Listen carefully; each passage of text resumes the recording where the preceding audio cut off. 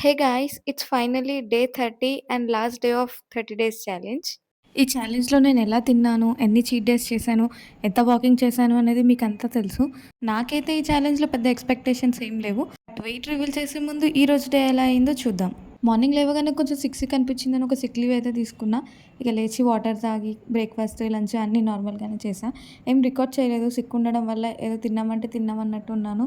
ఇంకా మంచిగా అలా నేచర్‌ని ఎంజాయ్ చేస్తూ ఒక డే ఆఫ్ అయితే తీసుకున్నా. అండ్ ఇది ఈరోజు స్టెప్ కౌంట్ 5000 స్టెప్స్ అయ్యాయి.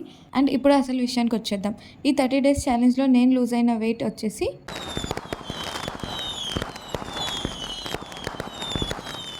యెస్. 1 కేజీ కూడా తగ్గలేదు. మీరందరూ అనుకుంటుండొచ్చు 30 డేస్‌లో జస్ట్ 1 కేజీ కూడా తగ్గలేదు. ఇదేం వెయిట్ లాస్ ఛాలెంజ్ అనుకుంటున్నారా? బట్ మీరు నన్ను ముందు నుంచి ఫాలో చేస్తుంటే నేను డిసెంబర్‌లో తీసుకున్నాను ఫస్ట్ ఛాలెంజ్ వచ్చేసి. అప్పుడు ఒక 30 డేస్ ఛాలెంజ్, తర్వాత ఒక 40 డేస్ ఛాలెంజ్ అండ్ మళ్ళీ ఒక 30 డేస్ ఛాలెంజ్. సో, ఓవరాల్‌గా ఒక 100 డేస్ అయితే అయ్యాయి. ఈ 100 డేస్‌లో నేను ఆల్మోస్ట్ 9 కేజెస్ అయితే తగ్గాను. సో, స్టార్టింగ్‌లో నా వెయిట్ 73 ఉండుండే. అంత 9 కేజెస్ వరకి తగ్గుకుంటూ వచ్చి ఇప్పుడు ఈ 30 డేస్‌లో నాకు 1 కేజీ కూడా తగ్గలేదు. బట్ ఒకటి అబ్జర్వ్ చేస్తే 30 డేస్‌లో నేను చీట్ డేస్ చేసుకుంటూ, నార్మల్‌గా తినుకుంటూ, ఎప్పటి రొటీన్‌లోనే ఉన్నా నా వెయిట్ మెయింటైన్ అనేది అయ్యింది. So, it's a kind of success for me.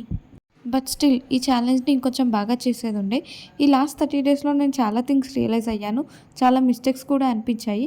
నేను చేసిన మిస్టేక్స్, రియలైజ్ అయిన థింగ్స్ ఏంటి అనేది అప్‌కమింగ్ రీల్స్‌లో చెప్తాను. Stay tuned. Thanks for watching. Follow for more.